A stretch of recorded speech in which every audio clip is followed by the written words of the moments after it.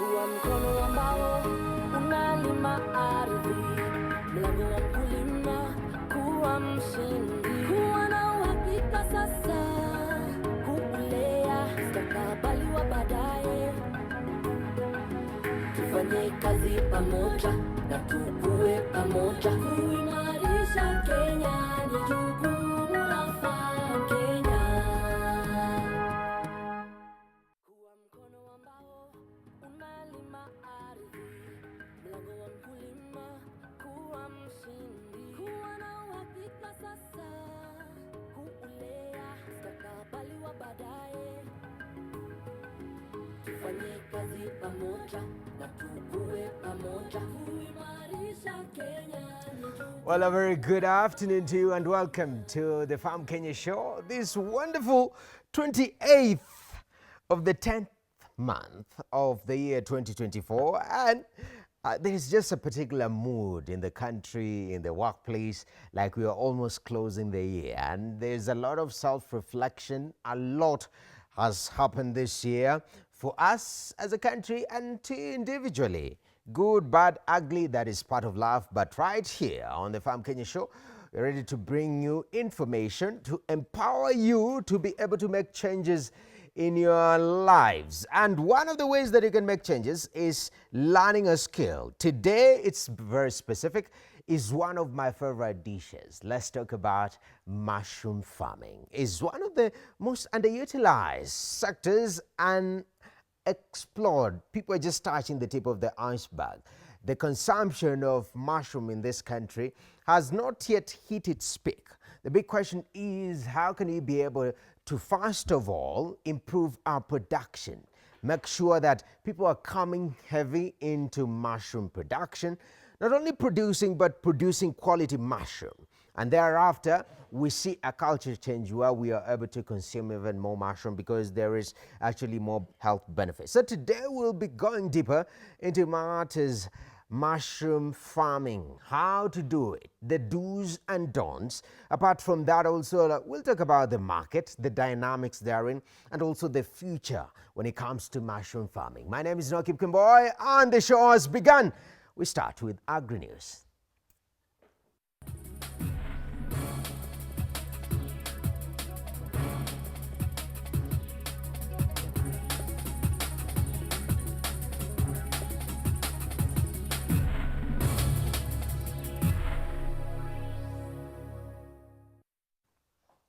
All right, now, as the show says that, we are always empowering our farmers or viewers to be able to go into these spaces of production. Now, let's head to Kiambu County, where Kiambu County government has rolled out a new initiative to support men's group in agribusiness by providing piglets as part of the socioeconomic empowerment program. This is incredible. Governor Kimani Wamatangi launched the initiative in Mang Ward, highlighting that the program aligns with his campaign manifesto and will extend to all 6 wards across the county. Each selected group will receive up to 10 piglets along with feed as initial seed capital.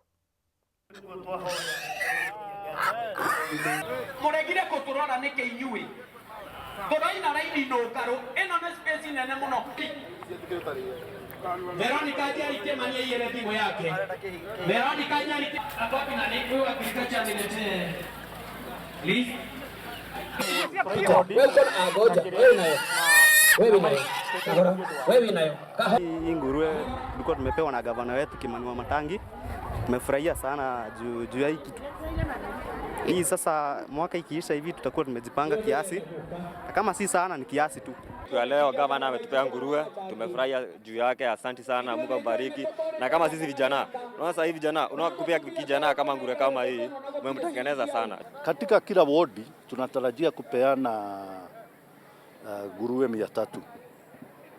Na juu hatutaki kijiji moja kwa wodi isaidike. Tunataka kuenda taratibu. Sema ni ndoto letu kutimia kwa sababu tulikuwa na nyumba za nguruwe, lakini kukusanya pesa ndio ifike pale ya kuleta nguruwe quality pigs. ilikuwa ni tatizo kidogo, kwa sababu mara tuko na mradi wa kuku unaendelea, tuko na mradi wa samaki unaendelea. Sasa tukitenga pesa za kuleta kuku, za kuleta nguruwe, kidogo inakuwa ni shida.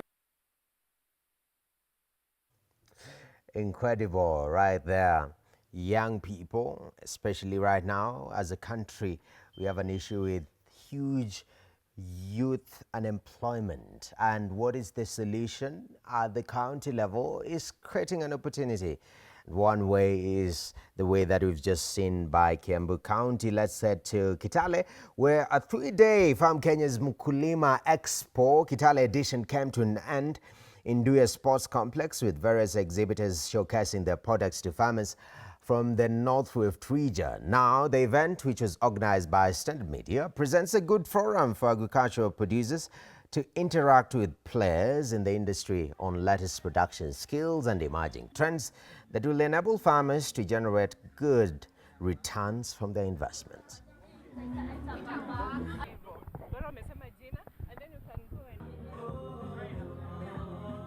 Kianza na genetics, we provide semen for wakulima wala hawataki kutumia bulls. We also do public health, which involves the interaction from veterinary and human lifestyle. Kuna dawa ya kupalilia mahindi ambayo inaitwa Kolopa. Hii ni dawa ambayo inawezesha kupigwa wakati mahindi bado yako chini na inamaliza nyasi. Nazo madawa ambazo zinaweza tumika kuondoa minyoo kwa mifugo wetu, kondoo, mbuzi, ng'ombe, na wale mfugo wote ambao mkulima anafuga pale nyumbani. It's a new variety na ni nzuri sana, naweza kuambia watu wa Kitale wanaweza ipanda juu iko na crude protein 28%. Meeting the farmers, people around the area and the environment to showcase and show them exactly what we have in terms of products. At Shock Leland we have various types of lorries. We have light duty trucks, medium duty trucks, heavy duty and tippers. And then the tractor, why Mahindra not other tractor? Because Mahindra are known for their durability, their resilience, and their fuel consumption, they are economical, and their maintenance is cheap. Everything is mechanical. Including Fosoi, like the one you see around. This one is a 12 up to 14 tons. It can also be converted into a school bus or even passenger vehicles. Incredible work right there by the Farm Kenya Mula Expo. Now let's talk this issue of macadamia farming, where macadamia farmers from the counties of Kirinyaga, Embu, Murang'a and Meru are reaping big from high prices after eliminating middlemen in the sale of their agricultural products. There are over 10,000 farmers actually have been enjoying good prices from as high as 150 shillings, trainings on best agricultural farming practices, and the provision of farm inputs from Tupande 1 Acre Fund. Now, according to Mary Nyambura, macadamia farmers have for many years actually endured exploitation by middlemen and cartels in the macadamia sector, who have been buying the nuts from as low as 10 shillings. Nyambura said that almost 2 years ago, they were enrolled to a program by the Tupande 1 Acre Fund, where they were contracted to receive training on best farming practices. And for example, for this year, we were able to source more than 2.5 million kgs from farmers, which we have been able to export. We source macadamia from farmers at a premium price, just to ensure that they are able to benefit from the crop. And as a result, we have seen an increase in macadamia prices because 1 Acre Fund is able to provide them with a good price. Macadamia iko na bei mzuri kulingana na vile tunauzangia hii kampuni ya Tupande, ndio kampuni ambayo imetuonyesha mambo ya makandamia, kwa sababu wakati tulikuwa tukiuza makandamia yetu kwa mabroka tulikuwa na mashida mingi sana, lakini wakati watu waliingia, hivi kampuni iliingia hivyo tu, makandamia ilianza kupanda mabei, bei ilikuwa juu. Kama mwaka huu tulianzia na 105 tukaendelea na sasa ni 130 135. Nikipeleka soko on the spot stock hapo kama sina pesa yangu, na in case kama kuna shida ya mitandao wanaku update na immediately ukiuza pesa yako inaingia kwa simu direct. Hiyo ni benefit moja. Benefit ya pili, kabla hamjaanza kununua makadamia, fundi ofisa anakuja anawaambia tutafungua siku fulani, so unakuwa tayari. Unachuna kidogo kama sample, unapeleka, anakuambia hii yako iko tayari, unaanza kuchuna. All right, now away from matters Macademia now, let's talk palm oil production. Well, palm oil is the most used edible oil source in the world. However, it has become very controversial in the recent years for its alleged impact on the environment. Now, our reporter Gloria Milimu was recently in Malaysia and now looks at how the world's second largest producer is in a race actually to prove that it can produce palm oil but do it sustainably. Palm oil. You've probably heard of it, yet don't know exactly what it is. But did you know that you may have eaten some of it today or even rubbed some on your body? That's how versatile the extraordinarily common ingredient that's found in countless consumer products is. It comes from the red fruits of the oil palm tree. Even so, the oil palm industry has been labeled an environmental villain due to its association with deforestation. Bidin Lawyer from Kari Island is one of the 1 million people working in the oil palm industry in Malaysia. The country, located in Southeast Asia, is the world's second largest palm oil producer after Indonesia. It has churned about 12.6 million metric tons in the first 8 months of 2024 alone. About 27% of the planted areas, equivalent to 1.5 million hectares in Malaysia, are owned by approximately 450,000 smallholders like Lawyer and his wife Noraini binti Dola. For the couple who come from the Mameri indigenous tribe, oil palm cultivation has been their source of year-round income. Oil palm cultivation has helped us. It has made it possible for me to buy groceries for the house and even provide education for our children. We used to harvest at least 1.5 metric tons per month, but now we harvest at least 2.6 metric tons per month. I sell my harvest to one of the collection centers, and because of increased yield, we get additional income.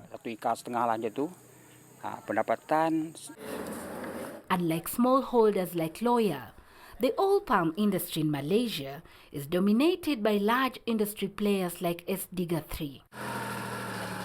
It sits on a 12,000 hectares of land and employs about 800 workers consisting of harvesters and maintenance team. Interestingly, both players are confronted by the need to make the palm oil industry sustainable.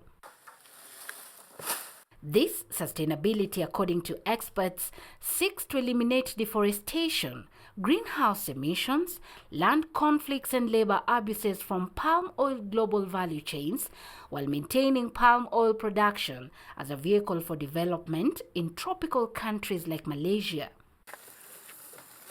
More often than not, smallholders like Lawyer have to join smallholders associations in order to ensure compliance through certification. They have to meet strict standards such as adhering to best farming practices and conserving the environment, among others. We pull in all the smallholders to be in one certificate. As we all know, all the certification, especially RSPO certification, is quite expensive and the smallholders couldn't afford it. Oil palm cultivation remains a controversial topic due to its sustainability implications. However, farmers here in Malaysia are looking to change this perception through the adoption of various strategies. In terms of that, we draw the policies in terms of how that we improve this process. We draw up to improve that our seeds quality. We improve that the process of maintenance in terms of sustainability methods. In terms of the chemical use, we reduce it. As part of its conservation efforts, the company says it has planted 2.28 million trees across its operations, which includes endangered, rare, and threatened species. Also, it has converted 86 acres of its former oil palm plantation area into a biodiversity park. Deforestation of primary forests in Malaysia has shown a reduction trend since 2016. According to the World Resources Institute report, the rate currently stands at 57%, specifically for the years 2020 to 2022. Most of this is attributed to the adoption of sustainability schemes. Sustainability will turn into nothing unless we appreciate that it is a shared problem, but it requires individual changes. Economic growth versus environmental sustainability remains one of the key issues associated with oil palm cultivation. But how is Malaysia navigating this to ensure a balance between economy and ecology? Currently, the country has about 500,000 hectares of oil palm trees that have exceeded 25 years. As opposed to expanding its land usage, part of its strategy is to replant in order to improve its yields. In 2023, Malaysia made commendable progress in the replanting effort by replanting approximately 132,000 hectares, accounting for 2.3% of the total planted areas. This marked an improvement over the previous year of only 1.7% and is a positive step towards rejuvenating aging palm oil plantation to achieve our recommended 4% replanting rate annually. Palm oil is Malaysia's largest agribusiness sector and one of the most crucial economic pillars for nation building. The sector contributes approximately 3% of its gross domestic product and generates an export value of more than $22 billion. Kenya is among countries that import palm oil from Malaysia. As of November 2023, Kenya had imported approximately 784,850 metric tons of the product, surpassing the total amount it imported in 2022 by 13%. Palm kernel oil imports is also said to have significantly increased from 5,313 metric tons in 2022 to 13,876 metric tons in 2023. This was attributed to regional demand for beauty and personal products, among other factors. All countries are benchmarked as medium risk now. Despite recent efforts focused on making the palm oil industry more sustainable, it continues to face numerous challenges, from ever-changing market dynamic and evolving trade policies to increasing scrutiny on sustainability practices and environmental impact. These policies include the European Union Deforestation Regulation (EUDR) that aims to prevent deforestation-linked products from entering its market. Certain markets have introduced protectionist trade policies through environmental legislation that disproportionately target certain agriculture commodities producers. This regulation may indirectly impede economic progress, especially those that rely on agriculture commodities as the main source of revenue to provide basic necessities for their citizens, such as quality education, healthcare, and also public infrastructures. While we know that the larger companies are able to meet the requirements of EUDR, with the extended timeline, we are still concerned that it will be an issue for the smallholders. As countries like Malaysia strive to be categorized as low-risk country under the EUDR, stakeholders in the oil palm industry maintain that there is need for all nations to amplify meaningful two-way engagements rather than imposing regulations on others. This, they say, will pave way for designing of trade policies that will effectively address key climate issues in a fair and equitable manner. 2 months more. This Gloria Milimu, KTN in Malaysia. Okay. Wow, that's a beautiful story on matters palm oil and that whole industry. Now, from Malaysia, let's come back to Wajir, where for decades, the Godia and Borana communities in Wajir and the Isiolo boundaries actually have engaged in clashes as they fought for pasture and water for their livestock. Now, the skirmishes have claimed lives and displaced families, especially women and children being the most affected. Following harsh climatic conditions, residents of Bulagoi at the border of Wajir and Isiolo have started an irrigation project that will help, actually with the help of World Food Program, that has resulted into a conflict resolution mechanism, food production, health and education, as the nomadic pastoralists found a reason to settle and concentrate on the best farming practices. Daniel Karuki reports. Wajir County. Communities continue with their various activities. This is Bulagao's village, situated 120 kilometers from Wajir town. A look at this more than 5 acres farm, green fields, do not be surprised. This is the dry Wajir County, a now bustling village with its inhabitants engaging in maize, onion, watermelons, capsicum and coriander production. Today, we get these women busy harvesting tomatoes. waxaa nooga baxay yaanye, waxaa nooga baxay basal, waxaa nooga baxay qara. Ilaahay yaa mahad leh. WFB aan ku mahadin. Ilaahay yaa mahad leh. WFB aan ku mahadinay. Hadda si loo falo waan baranay. Xoolihi hadday been, aan beer soo galnay, aan hagaagsanay, si loo falo waan baranay. Tababar waxaana si WFB, dawladda accountiga Wajir. The farmers are engaging in supplying tomatoes to Wajir town and other shopping centers in the county, a move that has seen them earn income through decent ways. Xoolaha waa wax nafle, waa iska dhamaan karayeen. Beerta bii waa haysanaa, waan abuuranaynaa, waan noo baxaysaa. Roobkana waa na saacidaynaa, Ilaahay inoo keena ayadana waa noo baxaysaa. Ile nyanya ambayo tunavuna kutoka hapa ilikuwa inatokanga Nairobi, ikiwa na bei juu sana, lakini sasa hii tunapata kutoka ardhi yetu.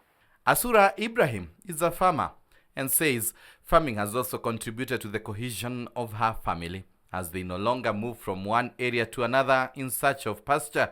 But since women and children bear the biggest brand of climate shocks such as drought and conflicts, as the pastoralists clash because of water and pasture, Asura Ibrahim says she has worked hard to introduce her 20-year-old son into farming. Farmers have received intensive training on farming practices from the World Food Program in partnership with the county government of Wajir, making them acquire skills such as farming, spraying and nursery establishments. WFP ambayo walitupea training ambayo tumeanzisha kazi na hawa wamesimama na sisi, tumeona ukulima ni inaweza tufikisha mbali sana. This project entirely supports 2,000 households with consistent water supply for domestic as well as livestock. But the project has not been successful without challenges, as farmers were a bit reluctant to embark on the alternative source of livelihood, as pastoralism was deeply embedded on their culture, and some felt as if they were being asked to abandon their culture. The projections are far much better, meaning that aspects and elements of food security are going to be taken care of.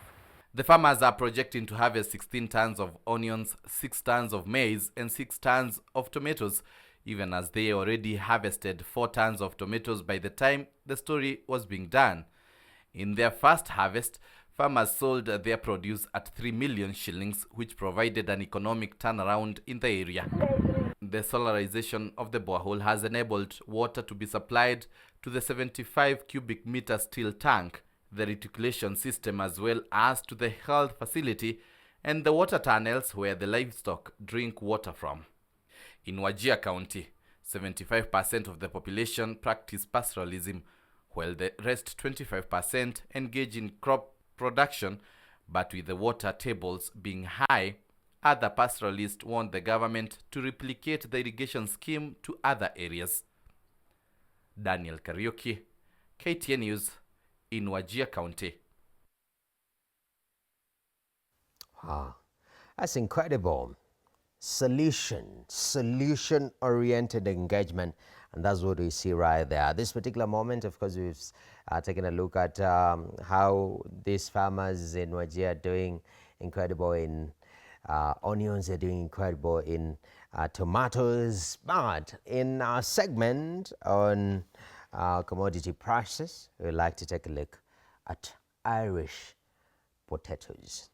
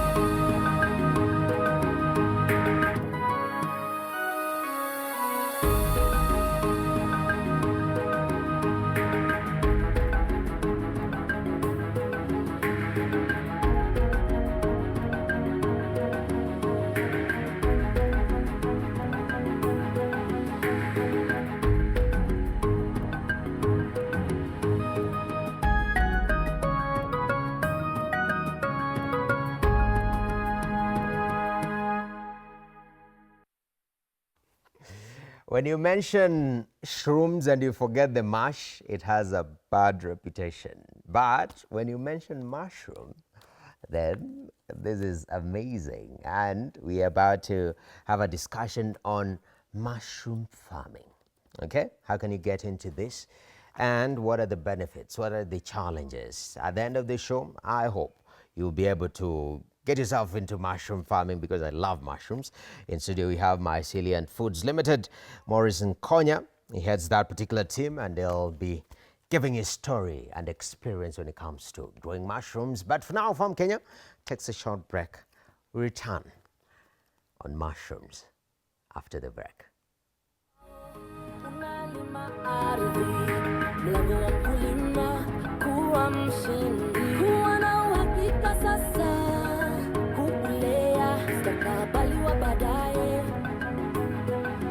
Tufanye kazi pamoja na tukue pamoja kuimarisha Kenya.